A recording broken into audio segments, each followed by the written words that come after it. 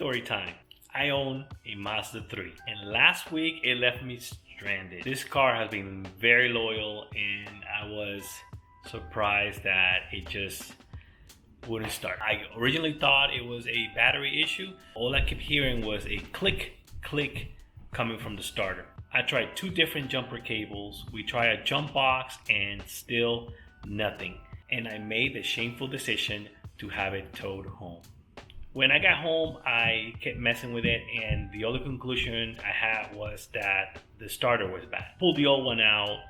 When I tested the old one outside of the vehicle, it would do the same thing. It would click, no turn or no spin. I did the same thing with the new one and the new one would click, come out, spin like a starter should. I went ahead and replaced the starter. Once I had everything connected, went to start the vehicle and nothing. Same thing. Click, no start. I had already checked the relays, fuses, and I couldn't find anything wrong with that. I also tested the battery. The battery was good. It was actually fully charged and the battery is not even that old.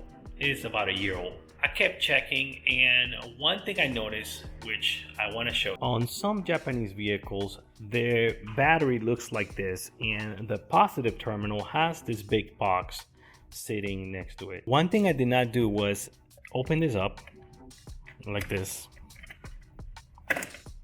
There are fuses in here and I noticed this particular screw does not belong there. When I pulled, I noticed that there was an open fuse right in there.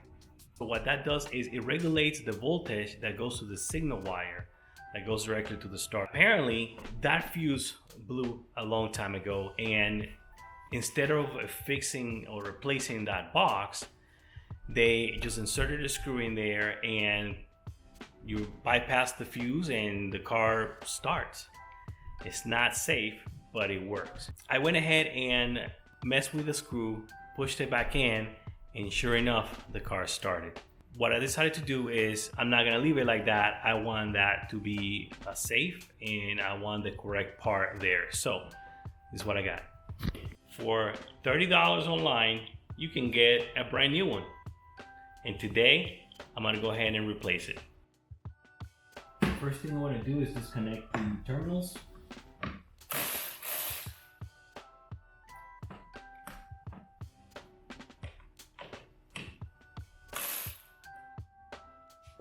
So what I notice here is that we have 3 wires going to this box and then we have the actual battery terminal attached to the box on the front.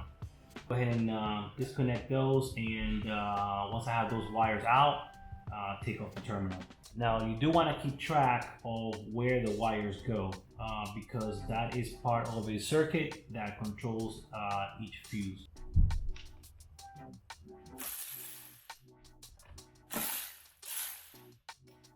What I'm going to do is I'm going to go ahead and start attaching them to the new box. That way I don't lose track of where each wire goes.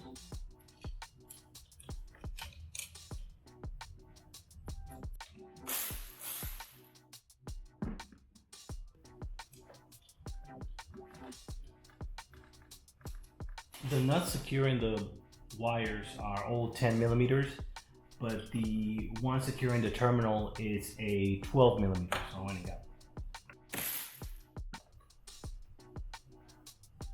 clean a little bit of the corrosion.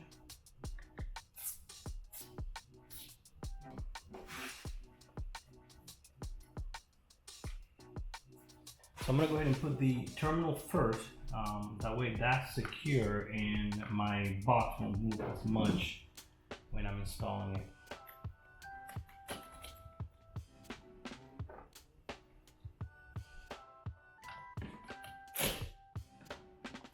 So I have everything secure on the positive side. What I want to do now is go ahead and attach the negative side and I'm going to attempt to start the car. One thing I want to watch out for are those fuses.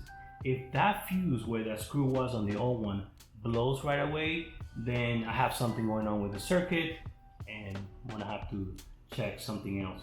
But I believe that fuse may have blown because this vehicle is actually a flood title vehicle, and more likely the starter area got flooded, and the first thing that they did was try to start the vehicle and blew that fuse. Instead of them replacing or spending the $30 to replace that, they just put a screw in there and the figure started, and it did, and there was no other damage to the vehicle, so they just left it like that instead of investing any more money. So let's see what happens.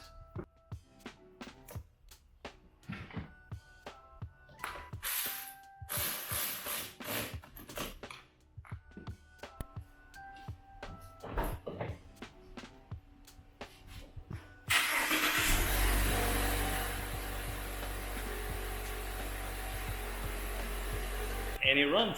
So checking that fuse, and it did not blow. Everything seems to be working fine. All the electronics inside are working. The engine is running. Have no lights, no warning lights. That was it. Simple $30 piece. Cost me a tow truck. And by the way, this Mazda is a 2016 Mazda Grand Touring, which comes with a 2.5 four-cylinder engine. It is for sale. If you're interested, hit me up and we can work something out. But I'm in Florida, and if you're local, you can come see it. If not, we can set something up with an inspector where they can come and check the vehicle out. But the car is in really good conditions. Like I mentioned, it was involved in a flood, so it is titled as a flood title, but there was no damage to the vehicle. The car was cleaned thoroughly before it was sold, and I did purchase a vehicle from a dealership. Okay, so if you're interested, let me know. We can work something out. Keep an eye out for the next video. We should be on the E90. We gotta work on the suspension. We also have issues with the headlights. We still gotta work on the interior, and we need to flush the fluids, engine and transmission, which I'm going to do the whole pan with the filter. I might have to split that up in a few videos, but keep an eye out. I should have one coming up soon. Till next time.